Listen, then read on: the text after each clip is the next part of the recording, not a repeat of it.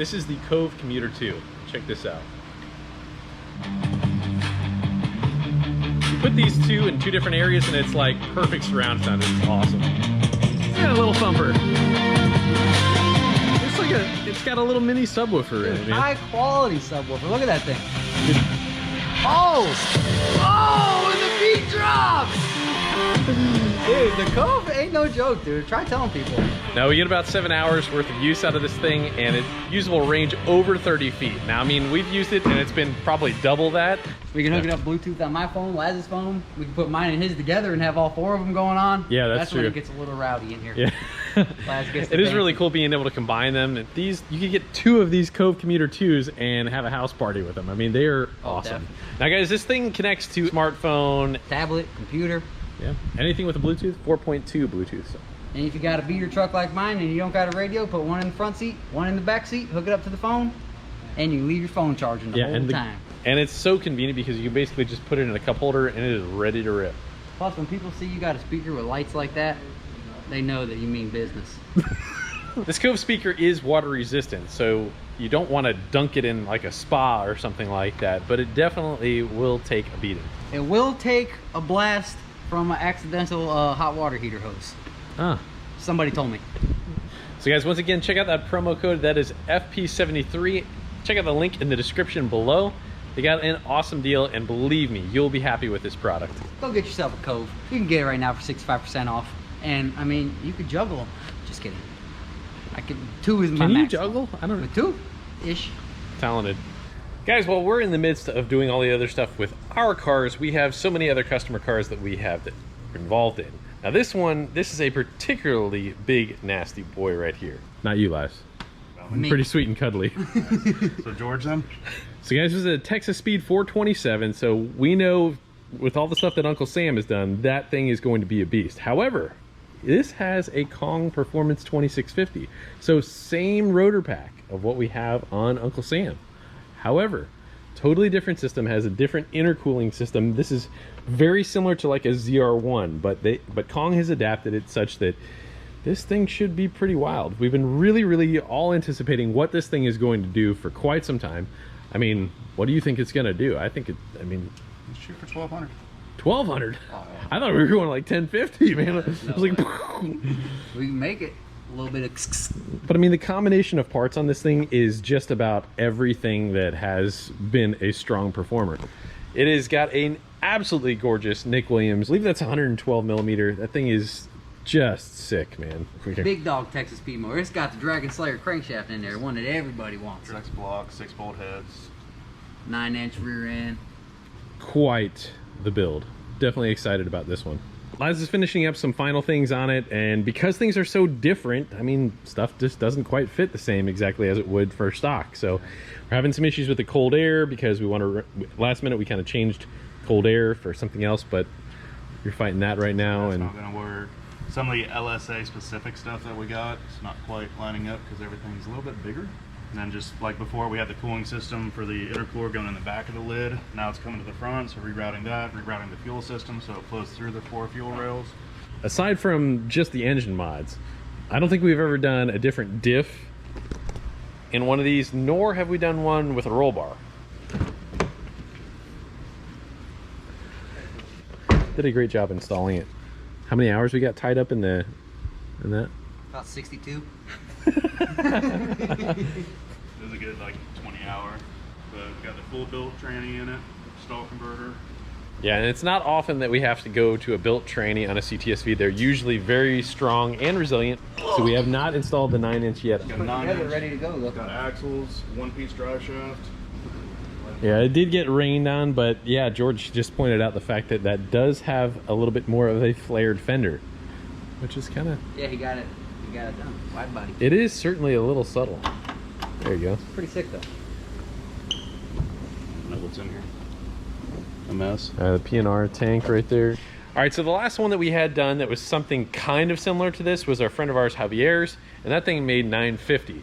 Now, that was also before this lid, and pretty much everything about that car, this car has a little bit nastier of. including the amount of boost. He is scheduled to turn it up though. Yes, yes he is. So Javier will be back for that lid. That's going to be really, really cool. But this should be fairly groundbreaking with the LSA game in cooling. Pretty awesome. Check out Kong Performance right there for that lid and that blower.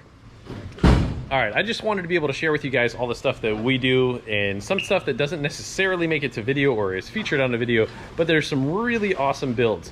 Now this one right here is just pretty much our stage 4 for an LT4. That's right. She's this one is pretty bad. So this is an automatic 2017 Z06. We got a 5-inch intake on it, and it does have a Nick Williams 103 throttle body. Factory ported blower that George did in-house, and heads that he also ported as well. We got a 231 upper pulley, and I think the bottom was what, about a 9.5 or so? Yeah, it's like 18% or something like that. Pretty large pulley right down there, and we just had this on the dyno yesterday, and we made 825 wheel horsepower, and it's a monster. It moves incredibly fast on the dyno. So this is pretty rowdy. George has put his heart and soul in this thing for the last little while, and it's pretty wild. It does have methanol injection as well as E85. So it's got all the trimmings and all the fixins. It's got a salad bar right there. Oh, with eggs and croutons. Bacon. You can't forget bacon. Yes, bacon and a salad bar. Yeah, you got it. E85 head scan ported blower, dude. She is a certified, bona fide ripper. Now, honest to God, on this, so guys, years ago, I went 950s at about 147 miles an hour with, I made a tiny bit more power, but this car as an automatic would just absolutely trounce that car. This car is a ton faster. That's putting 825 wheel horsepower down in an automatic, whereas mine was a manual with lightweight wheels. This thing has some heavier wheels, and it is really a solid performer. And what'd your manual put down? 840. This one here, buddy. Yeah. We all get better with time, you know. Yeah, no, for sure. Tuning, a little better. No, I mean this has got everything that we had learned on that package, and again, just like we said on that car over there, this has got everything, just better and more of it. It's got more methanol. It's got a bigger cold air, bigger throttle body. Just as you said, man. With time, we're all definitely making more power. I mean, guys, back in the day, for us to hit 600 wheel horsepower on a C6 Z06 was almost untouchable. And now we're doing it with regularity. So it's pretty awesome in the fact that we are still getting, we're getting better at what we do. Really wish we could run it at the track. Yeah. M1 in our alky control meth kit. Yes, sir. Twin 15 now. Man, it'd be really sweet to get a hookup from VP. Yeah, oh gosh. You hear that, VP? Hint, hint. My favorite racing fuel?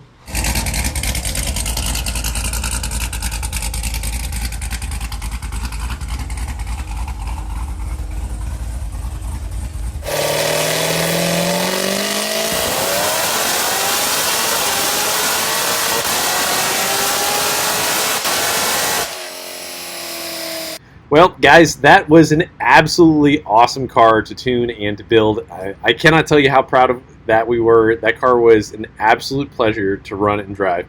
Got to take the car up and down the track over here at Showtime, and I'm here to tell you that car is amazing fast. At that kind of power level with that automatic, as rapidly as you guys saw that thing shift, it's definitely one of the faster cars I've ever driven. That car's got potential. It should easily do a low 9 without trying too hard at over 150 miles an hour, but it's got the potential to be an 8-second car. I mean, we've had cars that make 740 wheel run 960s, and that car made darn near another 100 wheel horsepower more. Amazing. Just so happy that we could kind of share that with you guys and that it turned out so well. So on that same note of that engineering, that it took that car on that high level, we're kind of getting nerdy with a different project right here because have an idea, and we believe that we can be able to make something better. Hope you guys enjoy. What's up, guys? I have a hunch. Something that I've been thinking about for a little while, and it just kind of hit me. I was like, you know what? We could do something very much like what we did on Uncle Sam on this old girl right here. While this might not be everybody's cup of tea, to me, it's engineering, and I really enjoy making a better mousetrap. My hunch is such that if we can eliminate this little itty bitty throttle body, which is a 68mm throttle body, and go to a much larger, almost LS1 style throttle body, and increase some plenum volume, I think that we're going to be able to make some better power. Now what that would take would be relocating, modifying the intake manifold, so relocating the throttle body, putting a larger one in there, so that's an 80mm, and you can get those. I think I got one for 50 bucks off of a 4.4 liter BMW V8 or something. And then we're gonna make an elbow attach out here. If we can do that, we can increase the plenum volume in sort of a halfway. It's better than cutting apart that intake manifold and trying to increase the plenum volume. But I want to try it and see what it does. It's those kind of things that I just think about. You know, I kind of mentioned it a little bit earlier in another video, and the fact that I was like, this thing has a major deficiency.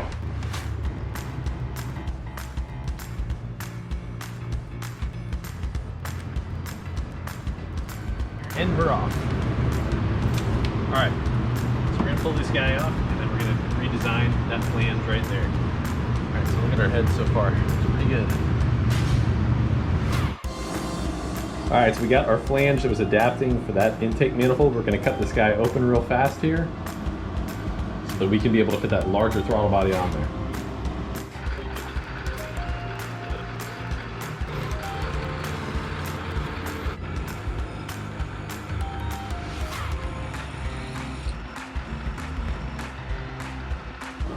All right, so that's gonna be close enough until we go ahead and we're gonna cut our intake manifold, make sure that that matches up, and then we're gonna go from there.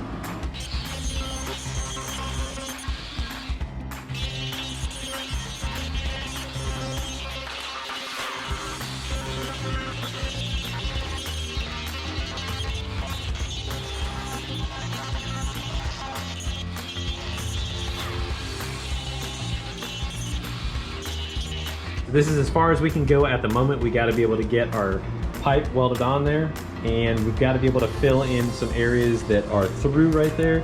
I might even use some of that silicone gray RTV, get it all set the way that it needs to be, and be able to grind that back down if I need to. But as long as we're not having any sort of intake manifold leaks, we're going to be okay. I think that should not be a problem. All right, so this is what we are going from, and this is what we're going to. So 68 millimeters, 80 millimeters. So I had my son helping me make this flange real quick here, trying to teach him how to drill and tap and work in the mill.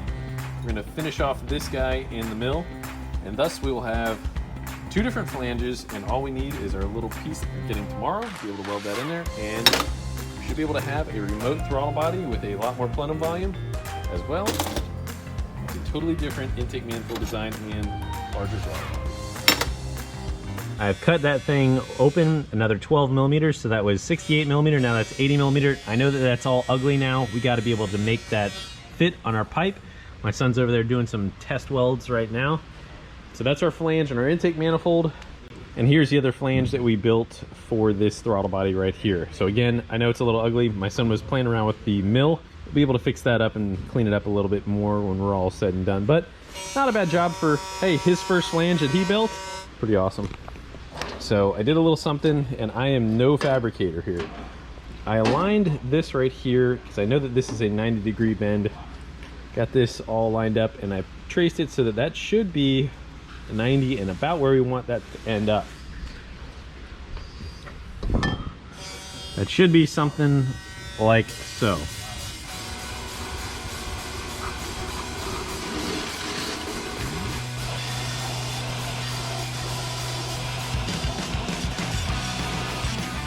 .90-degree bend, and we got our flange. We've mocked this right here, so we've got our two little hash marks, and hopefully my son will be able to weld this just right. We got this guy lined up right there, and something like that.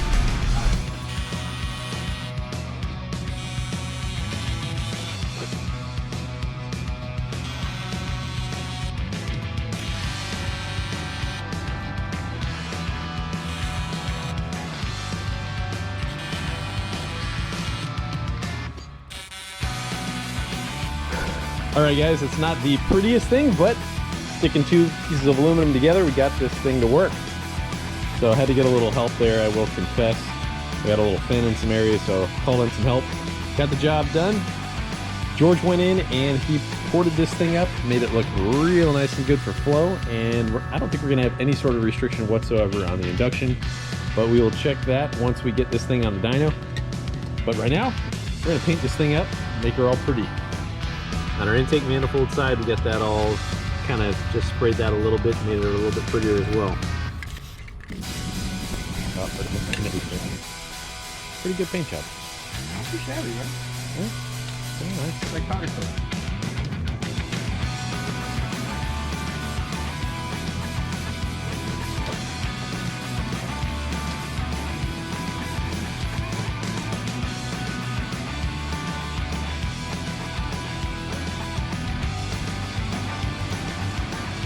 all right, we got this whole field done here, buddy. So thanks for the help working with the throttle body.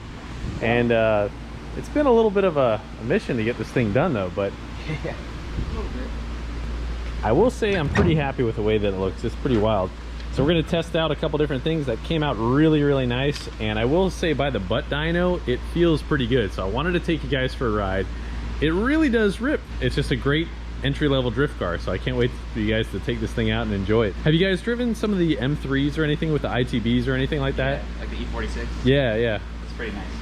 It's all right. So other Ben, fabricator Ben, was over here and he's like, dude, it feels like that. It's like, it's really responsive. It's got lots of bottom end and mid-range torque. So let's go check that thing out.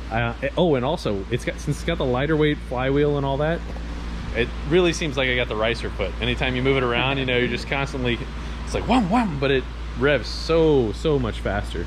So guys, in lieu of doing an LS swap, we really just wanted to optimize everything here. I wanted to take on the challenge of optimizing basically just a junkyard 150,000 mile engine and seeing how we could do with it. And so far so good. We're up a decent amount of power. We're not even done tuning it yet. So got to try this out and finish final tuning it. That'll be in the next episode. Fire that thing up.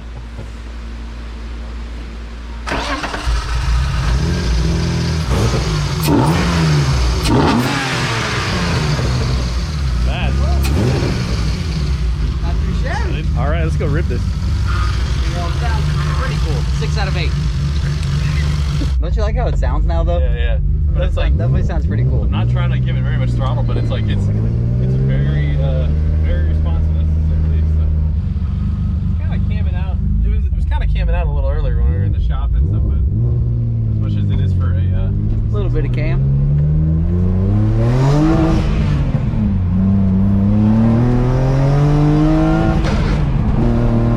there's your joke, man.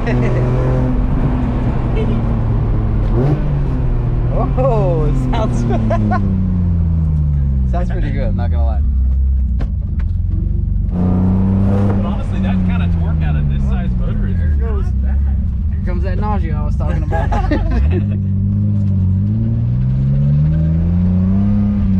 well, the diff life there. But I mean, for drifting, dude, we could definitely make this for 4,000 just. Oh, roll reverse. You about to do a J-turn?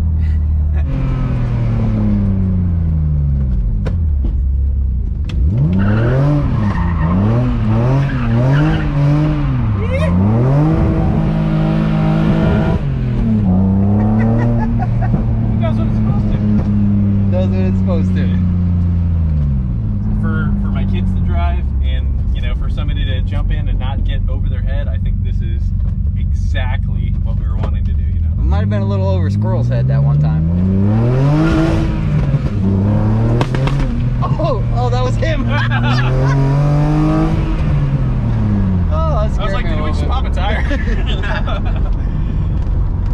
I thought we blew this unit up. Oh, cul-de-sac. Oh, this guy's getting fancy with the e-brake. Really happy with this whole deal. I mean, it's different though. It's just, you know, it's not everybody's cup of tea, but it's a challenge, and I like the engineering, man. So far, guys, it's a V8 throttle body working on a inline 6 that Ben got all wired up, and Vlad definitely had to do some retuning to make this all work. So everybody coming together doing some stuff. I'm really happy with the overall delivery. I mean, Couldn't find a plug.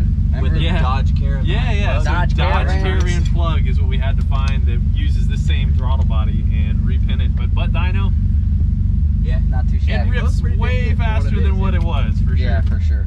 I want to say thank you so much for your support. Without you guys supporting us, we wouldn't be able to do what we do. We actually sold out of our American flag hats a long time ago, and we just got a new shipment in, and they are a totally different design. You can get that at the Fasterproms store. Guys, I hope you enjoyed the video. Please don't forget to hit that like button. share, and subscribe. You guys can also follow us on Instagram. Got a whole bunch of different content there completely. And guys, stay tuned. We got a bunch of stuff coming up very shortly. We took a vehicle that we haven't had on the channel in a very long time, which is my wife's supercharged Escalade, and I race it against George. That should be coming up very, very shortly. Look forward to seeing that. God bless you guys. We'll see you next episode.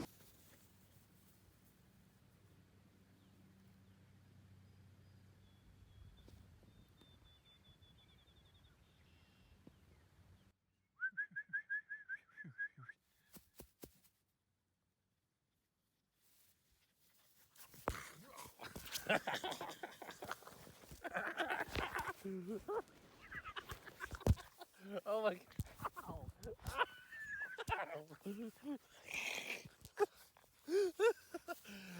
Oh my gosh, they just ripped out a whole bunch of my beard.